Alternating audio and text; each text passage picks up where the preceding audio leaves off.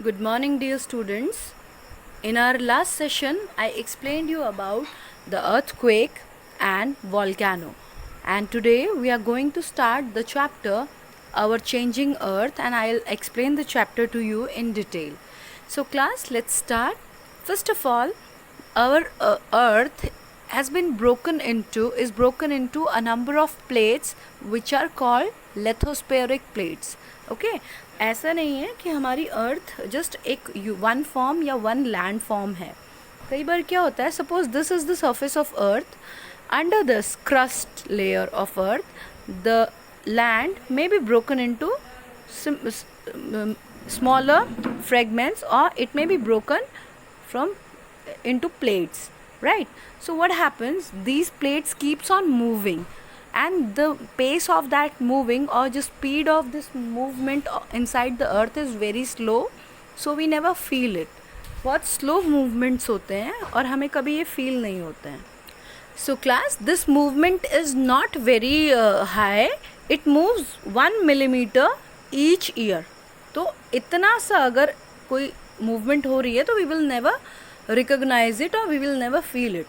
Because of this movement, the molten this is because ये movement क्यों होता है? Because the molten magma inside the earth, which is in liquid form, it keeps on moving.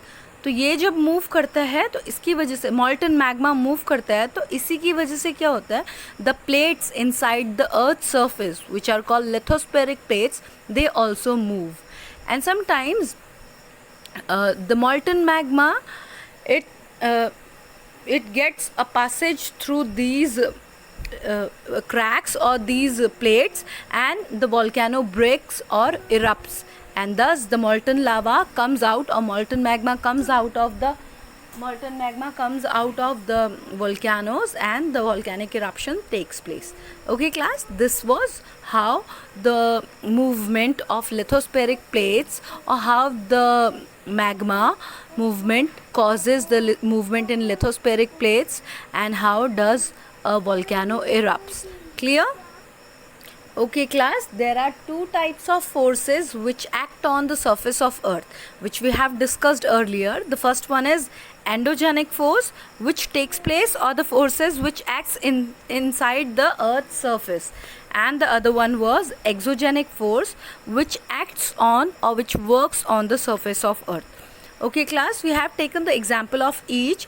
The endogenic forces are sudden movements, and these produces earthquake, volcanoes and tsunami. It creates a lot of destruction, and it brings a lot of loss on the surface of earth. So we have discussed that in our previous class, so I'm leaving the volcano section and earthquake. Now I am going to tell you an activity which could be felt as where we can feel the vibrations of the earthquake. So class, what you have to do at home is, you have to boil a water inside a vessel, okay, inside a fry pan, and close it with a lid or some plate. After some time, now put some peas or some beans, okay, and a spoon and other things over that. And now as the water boils, what will you feel? The water, the lid, the cap or the plate which you have put over that vessel, it will start shaking, okay, and it will create the vibration, it will create a sound, right? Now the peas, these all things will make vibrating sounds, and this is as same as the earthquake takes place. Okay, now there are three types of earthquake waves, which are basically P waves or primary waves. Clear? The second one is S waves or secondary waves, which are also called transverse waves. Okay, and the third one is surface waves, which are also surface waves. Now I will explain you the waves. Okay, P waves, this is the first wave or the primary waves which comes exact after the earthquake. These waves are also called push waves, because these are the first waves or primary waves which comes directly after the earthquake. ठीक है. These causes small displacement, and these are not very harmful, right? Now the secondary waves comes just after the P waves, and these are also called S waves or shock waves, right? These are much higher, means the speed of these waves is much higher than primary waves, and these shake the earth, means they don't create less destruction, but they create destruction, and these shake the earth, means ये इतने तेज होते हैं कि अर्थ को shake करना शुरू कर देते हैं. Now the last wave, that is called L wave और surface wave. This is the last wave which arrives after an earthquake, and these are very powerful. Now these are very powerful, and the most of the loss in a earthquake, or most of the destruction in a earthquake, is caused because of these L waves or surface wave. Clear, class? Now let's move ahead. Now class, we cannot predict when an earthquake is going to take place, but we cannot predict the earthquakes, but we can sometimes observe the prediction, means we can spot the animal behavior, and we can predict it by that way. Means whenever earthquake is going to take place, the fish behave in a weird way, they panic, and snakes come out on the surfaces, and animal leave for safer places. Clear, class? Now the device which is used, or the machine which is used to measure earthquake, is called seismograph. Okay, seismograph, and it is measured in Richter scale. The value is, means the unit in which earthquake is measured is Richter scale. Clear? The earthquake of 2.0 Richter scale is not very harmful. An earthquake which is in between 5.0 Richter scale, it causes damage which includes falling of the things. But an earthquake which has the magnitude of 6.0 or 7.0 is considered to be as causing damage, or it is considered as a harmful one, or a earthquake which causes a lot of destruction. Clear, class? Now whenever an earthquake occurs in our locality or in our surrounding, what should we do to stay safe? First of all, we have to find a safe place in terms of, we should not take shelter under a building or at the corners of the building. We should go to the corners or under the table, desk, and we should try to come on the open ground, come in a open ground.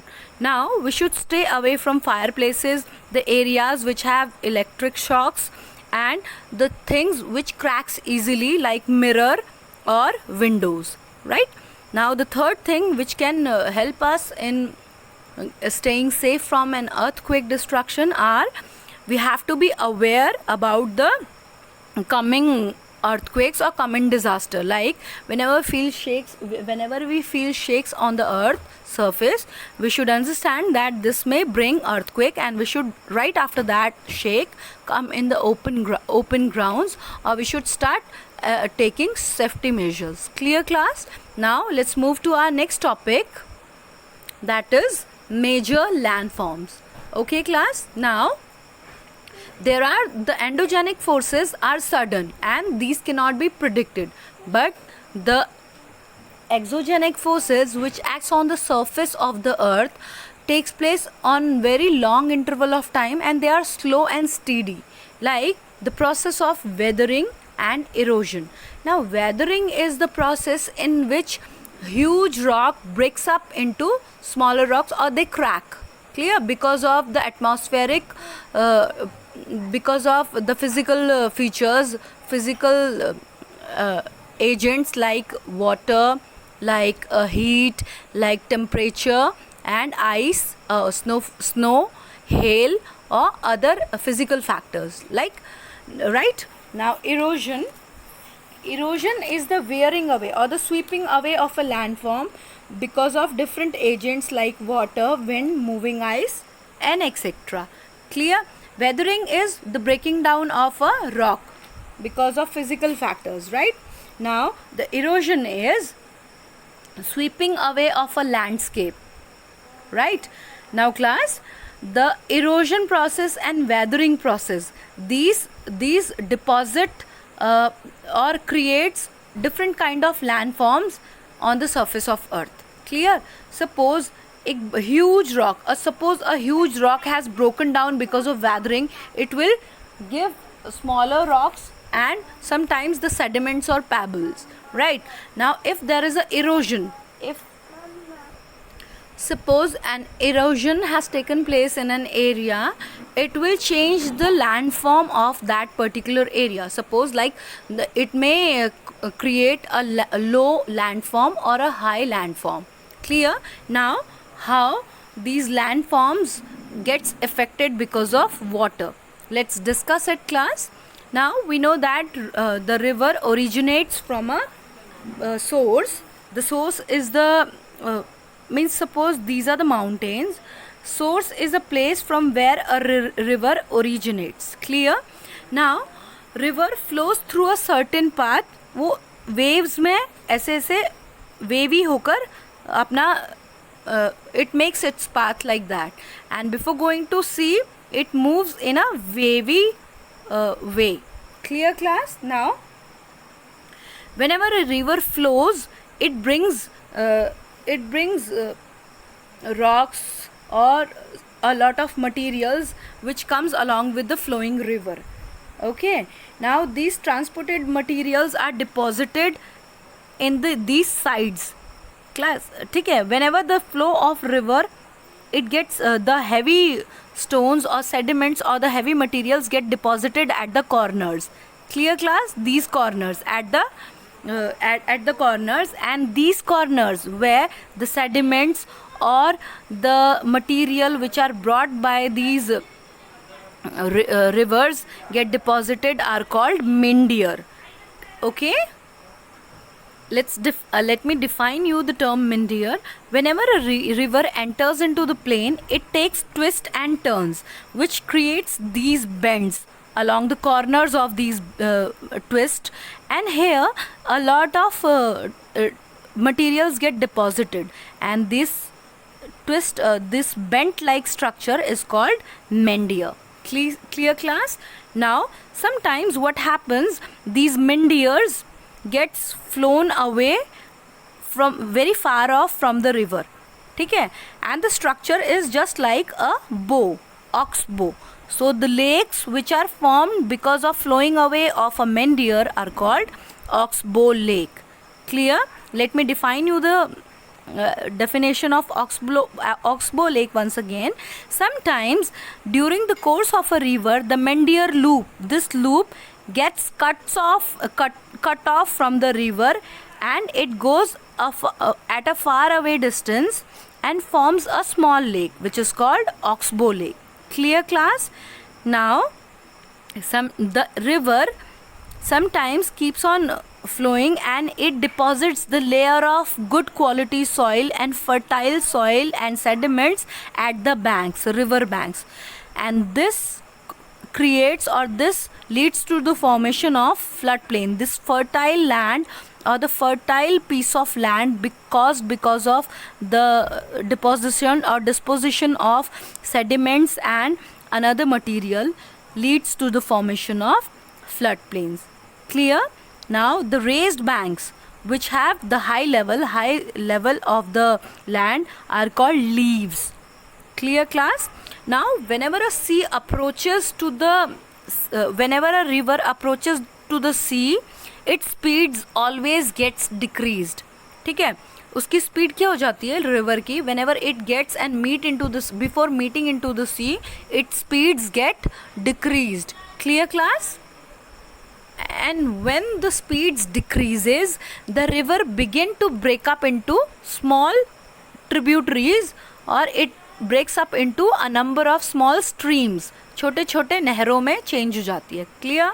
Now when it breaks into these small tributaries, each tributary forms its own mouth and it deposits its solid material or the heavy load at the corners or in the land before meeting into the sea. And this collection of sediments or this disposition of materials and sediments at the mouth of the sea is called delta. Clear, class? A delta is basically triangular in shape.